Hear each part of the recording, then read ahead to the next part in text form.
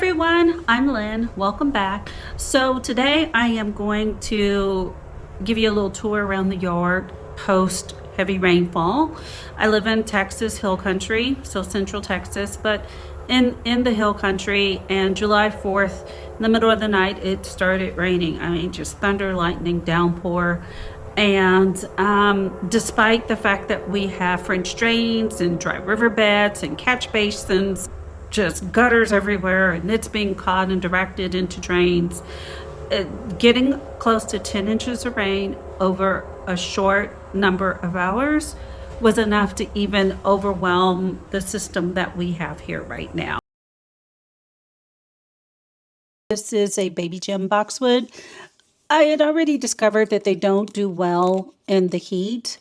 It's got some weird fungi growing in it, but it was kind of struggling before the storms, the heavy storms, so it's not surprising that I'm going to have to take it out. However, the silver lining Artemisia and the Beyond Midnight Caryopteris back here, they're not happy, but they seem to be doing okay. I think they're going to survive the heavy storms. I'm going to take a peek under here. Yeah, I think it's going to be okay, and I see new growth underneath. The roses are absolutely happy. I mean, they're the kind of plant, as long as you have decent drainage, the more water you give them, the happier they are. This Veronica, so Veronica Lavender Lightsaber, is a goner, and the others are infested with weeds. The gravel slid from the back to, I don't know, the front down the way. This James L. Austin rose is happy. My poor Blue Fortune Agastache, I'm going to cut it all the way back, but there's two of them here in front of this Pugster blue, and then down out front are some Sedum. The Sedum actually looks okay, especially the first one. These two, one has a big weed in it that I need to pull, but the second Agastache, I'm concerned about it as well. It'll be cut all the way back. This rose needs some extreme deadheading, but overall, I think every single rose in this planter bed performed well because, you know, the drainage is decent, especially up top. Here's another Blue Fortune Agastache with weeds growing underneath it. I'm going to need to cut that all the way back. Another baby gem boxwood that was struggling. And then this, lo and behold, Buddleia, and then these Salvia, Pink Dawn Salvia. Some look better than others. Like this one doesn't look as good, but I think it's going to survive. You see all of the pea gravel was washed away. This is a big weed that I'm going to have to pull out of my Denim and Lace Russian Sage. Yeah, wow. It's amazing how quickly weeds can grow. But back to the Denim and Lace Russian Sage. I'm going to pop in a picture of it just last week. I'm really concerned about this plant. They are very drought tolerant. So the last thing they need is to receive 10 inches of water in a matter of hours, and then inches and inches of rain practically every other day after that. So I don't know if these are going to come back, but I'm going to pull the weeds out, and I'm going to cut them all the way back as well. So I have 5, and all of them look frightful right now, and they're so gorgeous. I was so pleased with how they were looking. They have really started to come into their own, and now they look like they're not going to make it. However, back here I have a Miss Violet Buddleia. Has some weeds growing in it that I'll need to pull out, but beyond that, it seems to be doing okay. I think it will rebound. Moving on, there are some Mystic Spires Salvia. Then I'm going to cut back a bit just because it looks so wonky right now. This boxwood is doing okay. It's a baby gem also, and it's just fine. So it's really bizarre how plants in one position will do well and others won't. Here's another rose. This is an Ebb Tide in its hot pink mode because it is the heat of summer, but it fared well. More Pugster blue. Buddleia, I am going to deadhead down there in the bottom. It's not doing so well down there, but I'm going to go in and cut all of that out. Here is another baby gem boxwood, and it's doing okay too. And then, of course, more weeds. The weeds are just never ending. Here are more Agastache that I am extremely concerned about their survival. More Veronica Lavender Lightsaber. Not looking great, but I'm going to cut it back and see what happens. Going to cut back the Mystic Spire Salvia, and then because it looks a little wonky and it has weeds going through it as well. The Eastern Red Cedar, well, it's been unbothered by the heavy rainfall. You know, that's the thing. We grow these drought-tolerant plants, and then something uncharacteristic happens, and they are unhappy. All of the pea gravel was washed off into that Eastern Red Cedar. This silver lining Artemisia, I don't know if it's going to come back. It may be a casualty. The pea gravel just buried it. And then this Caryopteris in the middle, I'm going to cut it back, see what happens. But right now, I'm not very optimistic regarding its survival. I will probably have to replace it with another one. This silver lining Artemisia didn't do as well. I think it's going to survive, unlike a couple in other spaces, but it got buried with pea gravel. It's almost as if the pea gravel from the back slid down towards the front in this area. Now, these are Cat's Meow Nepeta. The one up higher seems to be faring better than this one here, which is down lower, although it does seem like it has some life in there. So I'm going to go in and cut it back and pull the pea gravel out and see what happens. There's a weed growing in this rose bush that was just planted this spring. It's one of the proven winter varieties. This Chitalpa, so this is El Niño.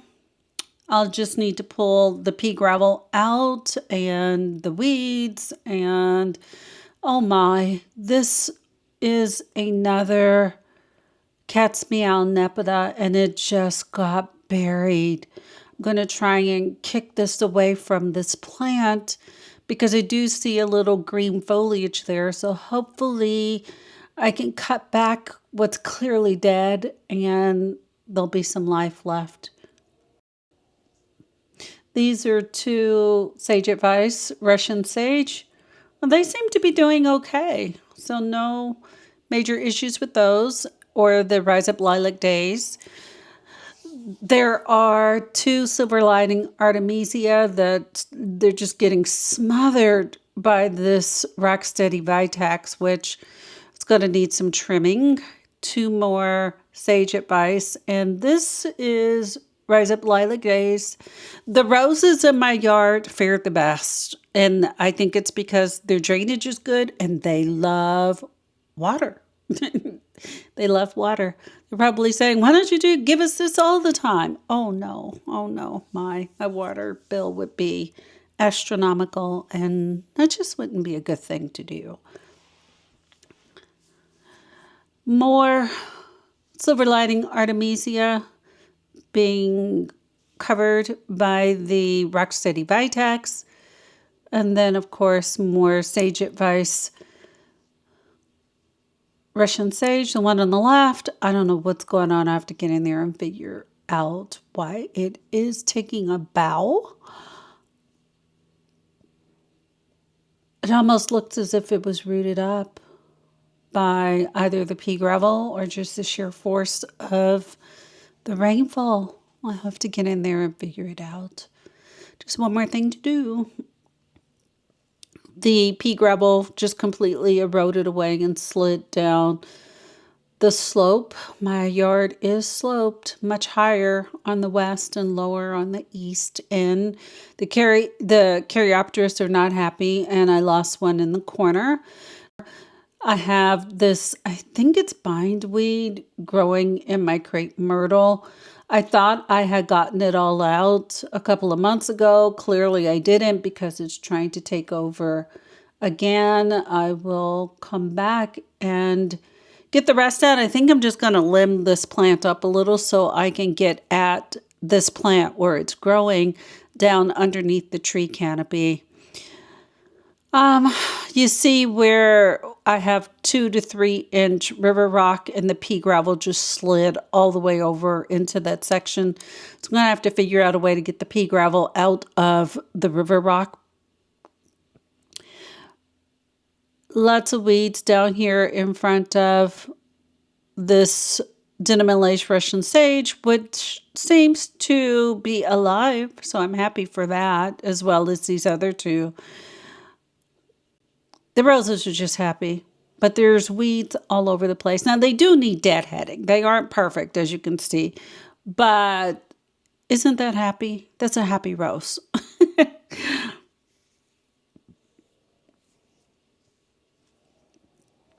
Okay, moving on. Here are the Rocksteady.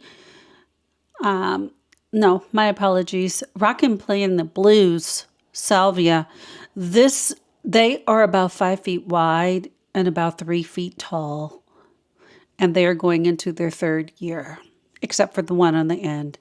This Denim and Lace Russian sage looks okay, but oh my gosh, look at the weeds and the Bermuda grass and the poor rose back there. We can barely see, but I'm going to have to get down on my knees and pull all of that out.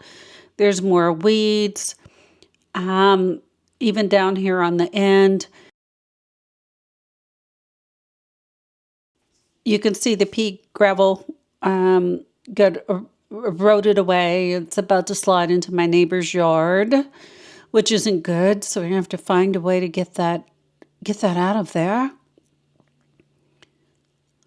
And then just taking a look back.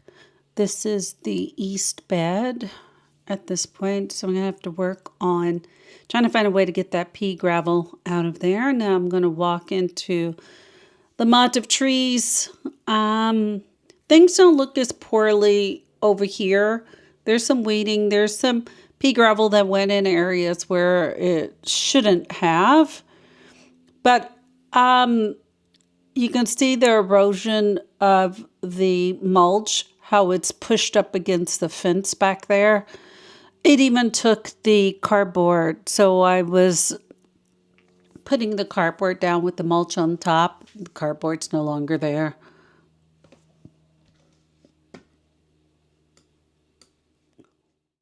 This arborvitae, this is a Virginian arborvitae. This is going to have to come out. I actually think I am going to put a crepe myrtle right there. I have 3 Virginian arborvitae, and I am just struggling with them. Now, this tea olive that's done nothing for 2.5 years, it's happy with all of the rainfall, which tells me you're out of here because I'm not watering like that. Now, this side of the Mott of trees, the white wedding hydrangea, is unfazed by the heavy rainfall. I think it liked it. Although I must admit it was looking this good prior to the rain. So unlike the tea olive over in the corner that all of a sudden started growing after the rain, this plant was doing well before the rain. So this tea olive, I think I'm going to put a juniper in its place. But let's walk over to the Mott of trees. There is edging in here. It creates a curve, but all of this mulch got washed over towards the fence. So I'm going to have to find a way to clean that out. And the Mystic Spire Salvia over here seems to have fared well. This side of the yard wasn't as heavily impacted as the more exposed portion of my yard that's just lawn. These Yardline Viburnums are very happy, but they were looking very happy before the heavy rainfall. So they're a keeper, and I'm glad they look so great. So not everything looks horrible. This Silver Lining Artemisia looks great, but I had some Supertunias right here, some Priscilla that they were just my favorite. I don't know what happened to them. I don't know if they're going to come back. I've never grown it before, so I don't know. I live near the top of the hill, but we don't have masonry. We have wrought iron fencing, so everything just flows through. My neighbor's yard drains into mine. I catch all of the water and I send it down my riverbed into my neighbor's riverbed that collects it, and it goes through his yard, and then there's like a community area where the water, you know, is diverted to and collected and sent somewhere. But we knew, being in hill country and being at a little higher elevation and just with everything being sloped, that we always are going to have to address drainage in this yard. And we didn't have any issues whatsoever until July 4th. That was just out of the ordinary, and it overwhelmed our systems, because prior to then, we have had no issues. Our pea gravel stays in place. The mulch stays in place. We don't have any major flooding. Things just tend to work. But like I said, it was unusual. Now, I will be working on my long bed today, and I'm going to take you guys along as I work, because we're still in a flood warning. We have a 65% chance of rain today. It's going to come a little later. I don't really anticipate anything major happening. Like I said, that was a once in 100-year downpour, and I don't think that's going to happen again. Nonetheless, while it's blue skies and sunny, I need to take advantage of that and get outside and start cleaning things out here. I'm also thinking about running to H-E-B, a local grocery store here in Central Texas. They have a pretty decent supply of plants in their little nursery, plants that are good for this area. So if I have to buy a few plants to plug up big gaps or something like that, if I see something at the grocery store later, I'll go ahead and purchase it and plant it in the long bed. But I don't think I'm going to get beyond the long bed today. I need to stop yapping and get started on this. Stay tuned.